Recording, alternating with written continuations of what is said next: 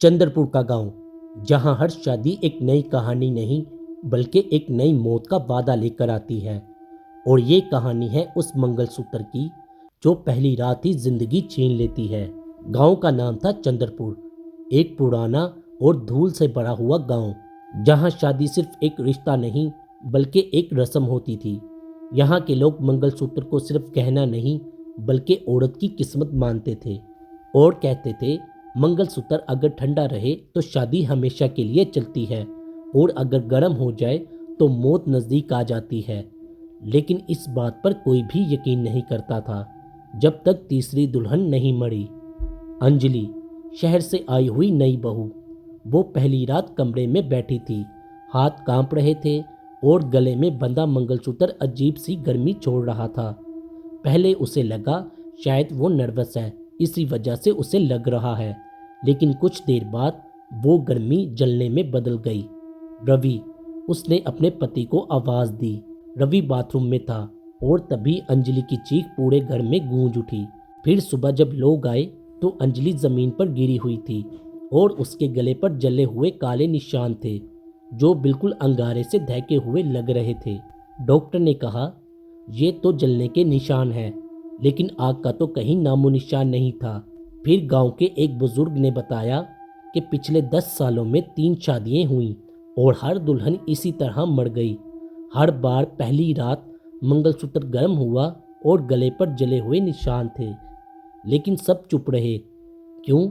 क्योंकि मंगलसूत्र गांव का गौरव था। गांव के किनारे एक जला हुआ मंदिर भी था। उसके पास रहता था एक शख्स जिसका नाम कालनाथ था। लोग उसे आधा आदमी आधी लाश या बूढ़ी बला कहते थे। उसका चेहरा झुलसा हुआ था, आंखें हमेशा लाल और आवाज़ ऐसी जैसे मिट्टी के नीचे से आ रही हो। बच्चे कहते वो चुड़ैल का बेटा है और औरतें कहती वो मौत को भी देख सकता है। रवि अपनी बीवी की मौत के बाद कालनाथ के पास गया। कालनाथ ने बिना देखे कहा, मंगलसूत्र जला नहीं बल्कि इसको जलाया गया है। फिर उसने सच बताया। सालों पहले इस गांव में एक औरत देवकी को सती बनाया गया था। उसका कसूर सिर्फ इतना था कि उसने अपने पति के मरने के बाद आग में कूदने से मना कर दिया था, लेकिन गांव वालों ने उसे जबरदस्ती जला दिया। जब वो जल रही थी तो उसने चीख कर कहा, जो भी औरत इस गांव में शादी करेगी उसके गले को मैं अपनी राख से जलाऊंगी। फिर देवकी की लाश के पास जो राख बची, उस राख को सोने के साथ मिलाकर गांव के सुन्नार ने मंगलसूत्र बनाया।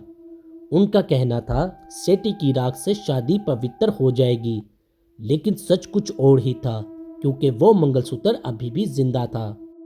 पहली रात जब दुल्हन का डर, शर्म और सांस तेज होती तो देवकी की आत्मा जाग जाती और मंगलसूत्र अंगारा बन जाता। रवि ने पूछा, तुम्हें ये सब कैसे पता?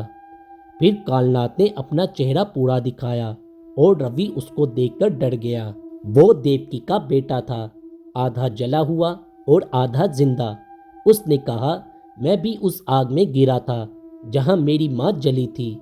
इसके बाद से मेरी जिंदगी भी एक शराब बन गई। गांव वालों ने फैसला किया, एक और आखिरी शादी होगी। रात को जब दुल्हन ने मंगलसूत्र पहना तो कमरा जला जला सा महसूस होने लगा।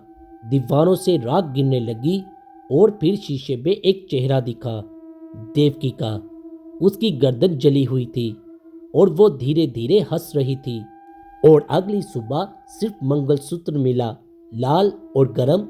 उस पर लिखा था, मैं अब भी जिंदा हूँ।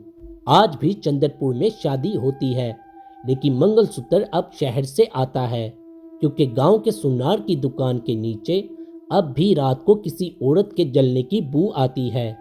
और कालनाथ, वो लोग कहते हैं वो अब भी मंदिर के पास रहता है, हर नई दुल्हन के इंतजार में। अगर ये कहानी आपको रातों को याद ना आए तो लाइक करें, शेयर करें और सब्सक्राइब तो ज़रूर करें, वरना अगला मंगलसूत्र आपके घर आने का इंतज़ार कर रहा होगा।